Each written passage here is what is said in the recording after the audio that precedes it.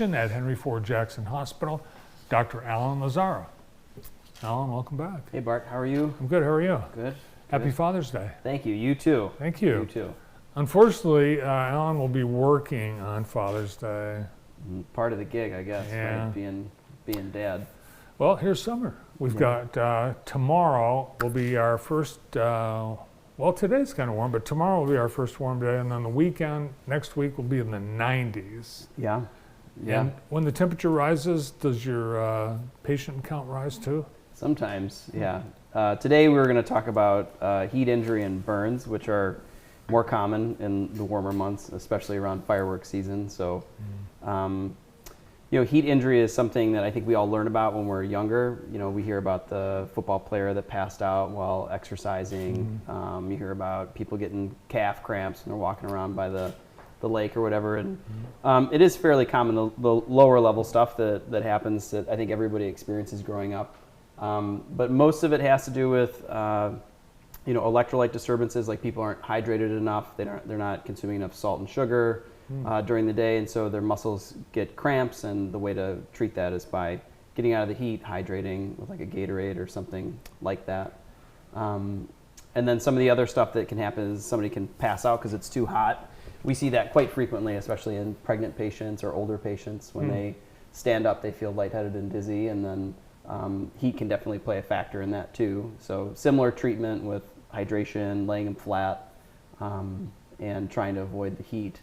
What causes that? That particular example where someone, they're lightheaded and they stand up and they lose their balance and collapse? So there's a lot of reasons, but there's a lot of reasons. But the most common thing we see is, people they're just not generally drinking enough fluids, and they have an electrolyte disturbance of some kind. In order to absorb water, you have to take in a little bit of salt and sugar with it, and then when you have salt in your bloodstream, it holds on to the water. So we're full of pipes. We have arteries and veins, and those pipes that go to your brain have little pressure sensors in them. And so as we age or we go through physiological changes like being pregnant, those pipes can get a little less responsive. And so when you stand up and say you haven't been drinking very much, or you've been having diarrhea or vomiting, not enough blood gets to your brain, and you feel that kind of grayed out vision.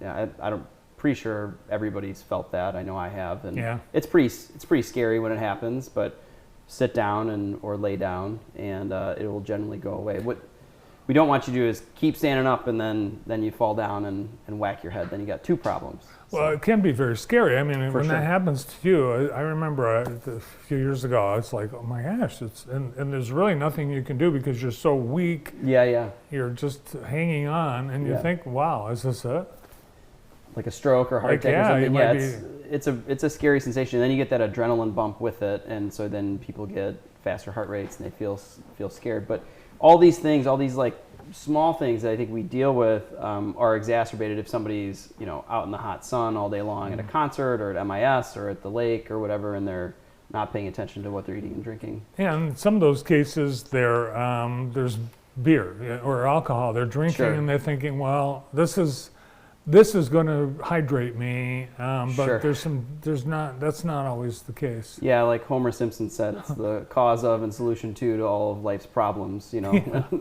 It's definitely not a good hydrating drink, because beer actually has beer has alcohol in it, and alcohol inhibits these chemicals in our kidneys that allow us to hold on to water. So I think everybody also realizes if you drink a lot of beer, you got to go to the bathroom a lot. It's because there's a hormone that's being inhibited so that you're urinating more, and it's actually dehydrating you. So if you're planning to go to MIS, you're planning to go to the lake for a long day, beer and then work in some water and Gatorade in between.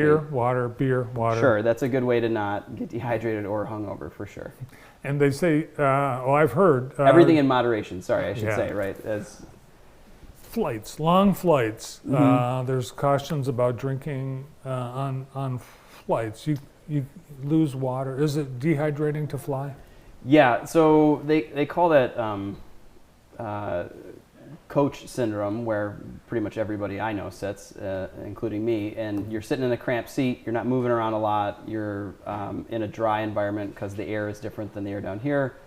higher altitude, less moisture in the air, plus you're not drinking as much because you don't want to get up and go to the bathroom and wake up the guy who's sleeping next to you. So yeah, it can be very common for people to get dehydrated while flying.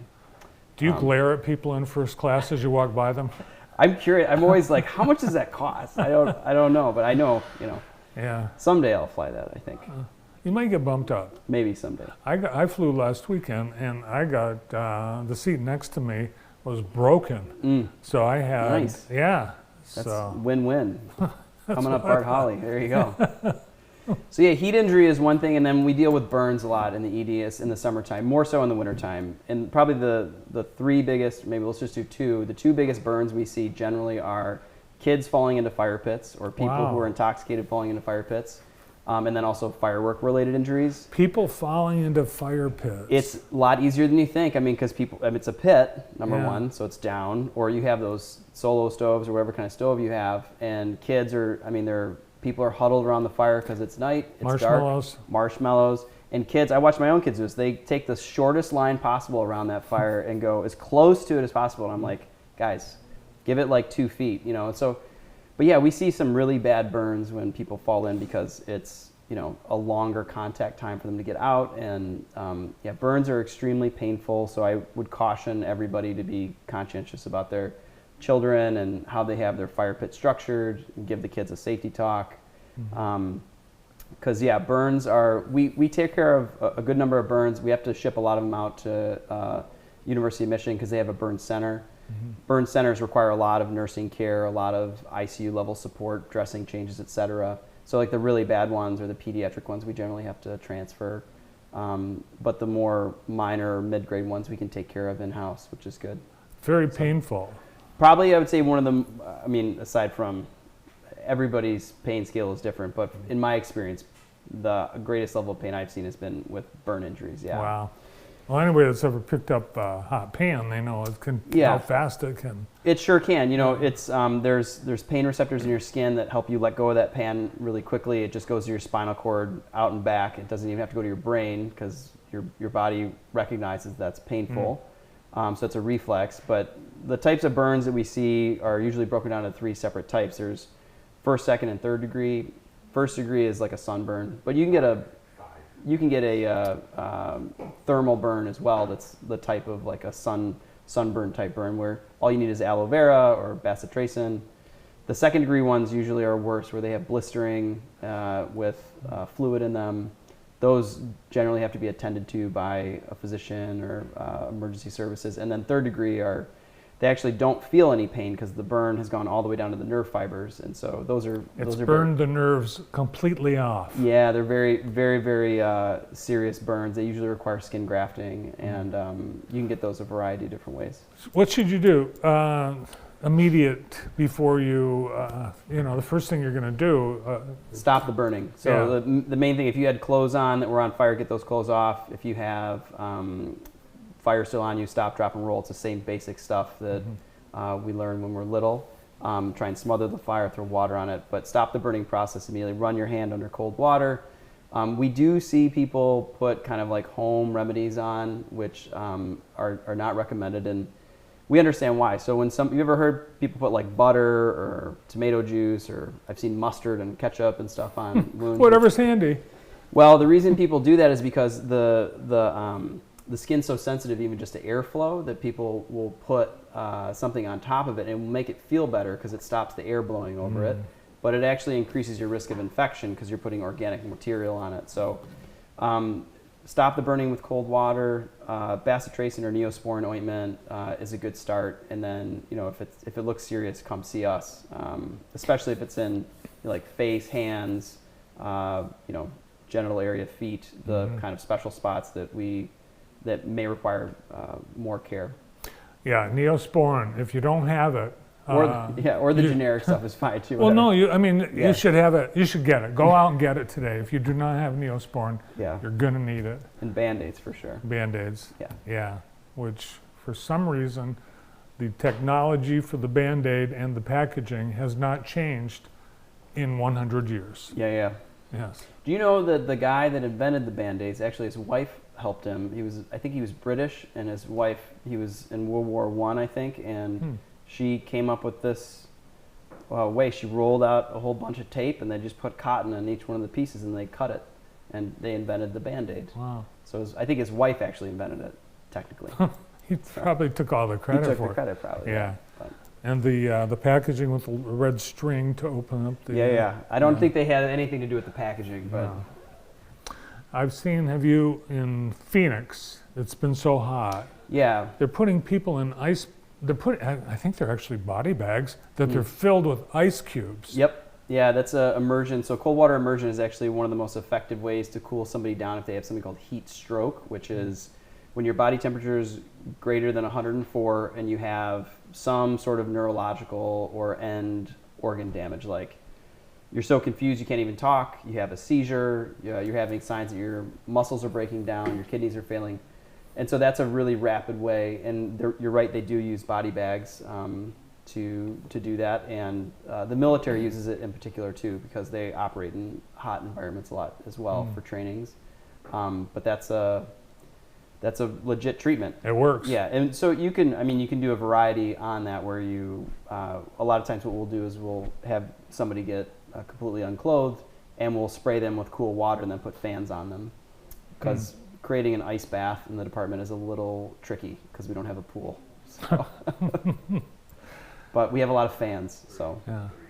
Well, it's the whole idea behind, jumping in the lake. Yep. It's the exact same, except it's a little cooler. But it's not a shock to the system, and people have thought, oh, well, that's just too much. No. Yeah, I've never seen anybody or heard of anybody having like a heart attack or something bad happen to them. They might get close to passing out, but. Well, you see, like athletes get in these tubs. Yeah, ice tubs, and it looks Yeah. very uncomfortable. It's like jumping into a cold pool. But for someone with the heat, going through the heat stroke, to get bathed in ice, that must feel great.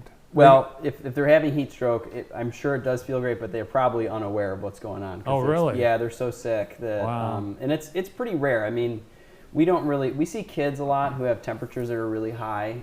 This is a different kind of elevated temperature. This is, internal body heat, external factors overwhelming your body's ability to dissipate heat. So this is, medications can contribute to it in older patients. We worry about, this is another thing, older patients who are in apartments without AC in the hot summer months, especially in places like Arizona, California.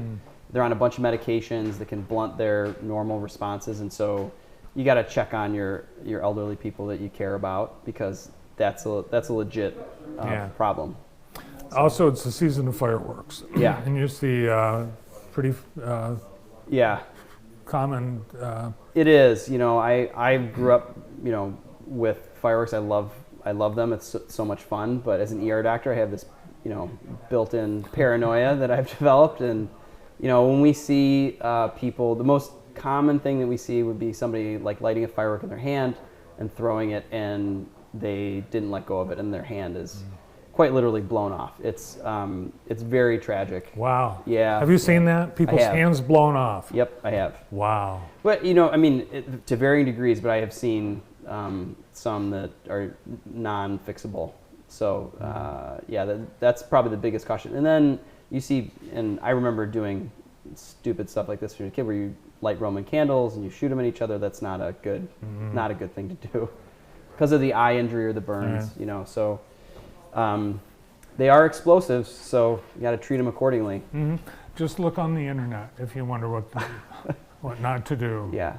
We used to have a guy, one of my baseball coaches in the back of the neighborhood. He would be the one that would light off most of the big fireworks. Like he was the guy that had the whole protocol and. That seemed to be a good option when you had one person in charge of making sure everybody stayed safe. So. Oh. And when did he pass away?